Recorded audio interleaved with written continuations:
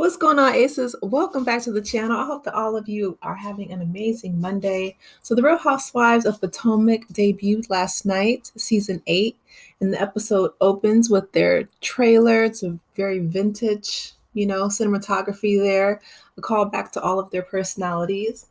The cast is a bit bigger this season than normal. We have a new cast member named Nneka, who is Nigerian, and for some reason she is not getting along with our other Nigerian sister on the show, Dr. WendyOsefo.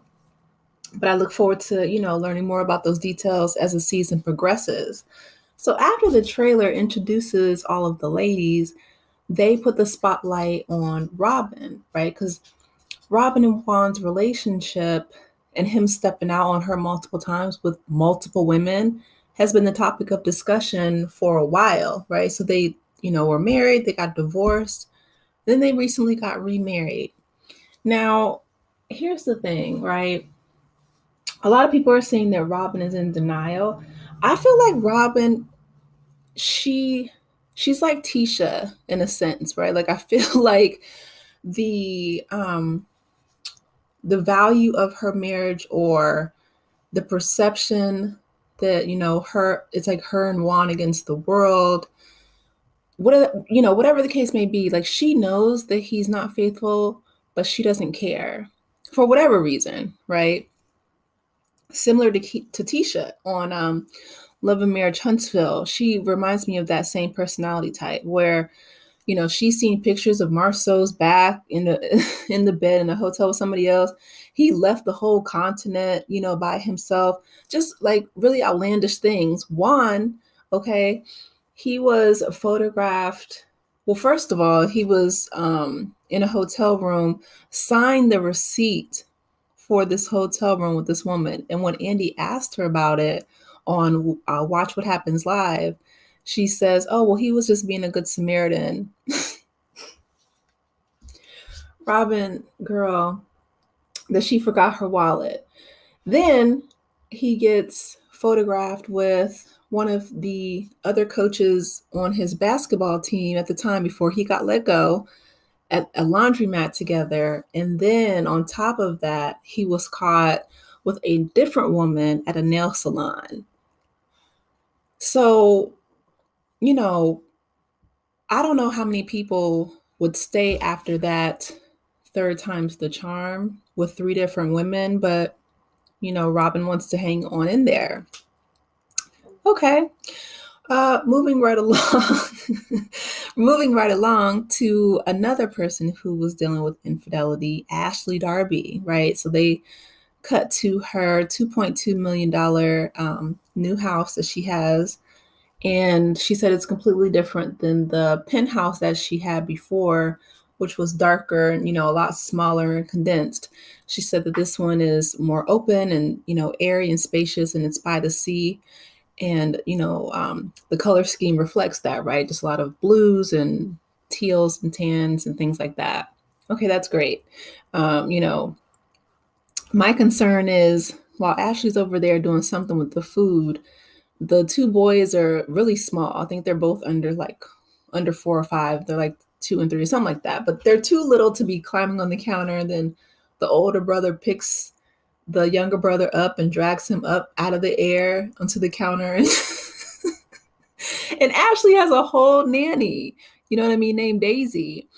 Not to mention, she said that her and Michael are not officially divorced. He, gave her the down payment for the house, and his name is still on the mortgage. So he's still controlling her, pulling her by the purse strings. But she said that she appreciates that security. So it works out because according to the prenup, Michael Darby is a lot of things, but,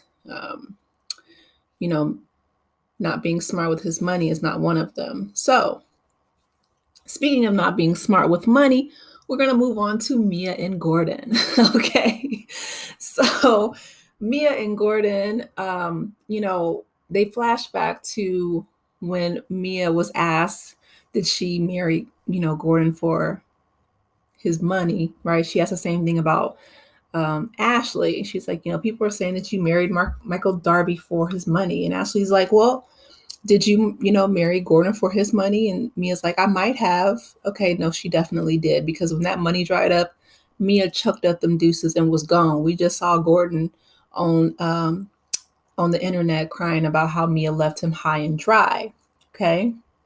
So here they show where they moved from a 10,000 square feet beautiful home to their penthouse, which is like 1,500 square feet. They had to condense a lot. And so Mia was complaining about that. And, she said that Gordon was on the couch for about 2 months because he basically got kicked out of his own company. He was in charge of the joint chiropractic company with his brothers, and they accused him of embezzling money. Now he says that the accountant cleared him of all charges. They did an audit, but Mia was still upset. She kept asking him if he was sure he didn't do anything wrong, and he's like, "No, I didn't." And so Mia Mia tells him that she stopped drinking, and he's like, really? I didn't know you stopped drinking because you just had some wine. She's like, oh, okay, well, I meant, hard liquor, but I still drink wine. Oh, Mia. Okay. So she said that she didn't like the way that she, talked to Karen Huger last season, which, I agree with her. She came at her pretty hard. And in Miami, a lot of that was messy. So, kudos to Mia, I guess, for at least cutting back, her drinking from hard liquor to just focusing on wine. So then Karen and Wendy and Candace, they go out to eat. They're looking really cute. And they're discussing, Karen's relationship with pretty much everybody. And everyone's focused on Robin, at least for this initial episode. They're saying that she has some ownership that she has to take in regards to her relationship with Juan. Everyone's pretty concerned. Candace and her husband go on a picnic in the park, and Candace said that she's been touring a whole lot, which I thought was really cute. You know what I mean? Especially since they were talking about Chris Bassett being, extremely flirtatious, putting his hands on people, sending DMs and doing all kind of ridiculous nonsense that is just inappropriate, for people who are on TV. I don't know if it's because these men are getting attention that they might not necessarily receive otherwise, but for whatever reason, they get on these reality shows and it's just like, they're just stepping out.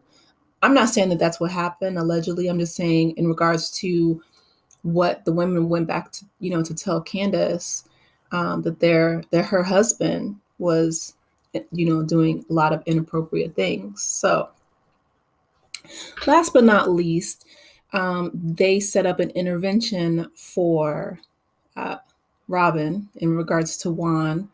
And so, Giselle invites Ashley and she invites Charisse, right? And so they have champagne and they're talking before Robin gets there, because Giselle says that each one of them have dealt with husbands who, were not faithful in their marriage, right? So Giselle was very careful to curate the women that she invited in order to have an intervention with Robin.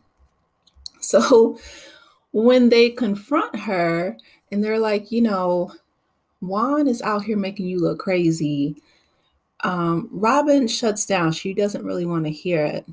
Again, she reminds me of Tisha from Love and Marriage Huntsville in that aspect, because I feel like she knows in her heart of hearts that, Juan is not faithful, that he doesn't respect her, that he doesn't respect the covenant of marriage, but she's not going to do anything about it for whatever reason. That's one thing I can say I appreciate about Melody Rogers from Love and Marriage Huntsville, because and it took her, a while. It took her a baby, to be honest. But she was strong enough to eventually leave her marriage. Whereas other women on, Love and Marriage Huntsville, like, Nell Fletcher, like Tisha Scott, like, other people, Robin Dixon in this instance, are with men who repeatedly will cheat on them, right, allegedly, and stay with them. So it's unfortunate. They're trying to encourage her. They're trying to, get her to see that Juan is selling her pipe dreams, because nobody is caught with that many women in that many different scenarios that often, right? And then that is just, there's too many coincidences, Robin, um, for it to not add up to something, right? So I don't know. I hope that she can come to some kind of, revelation, awakening, and she can be strong enough to, stand on her own and realize that she doesn't need a husband who is consistently disrespecting her and embarrassing her um, on national television. My heart goes out to her. But anyway, you guys, let me know your thoughts in the comments section. Please be sure to like, share, and subscribe if you haven't done so already.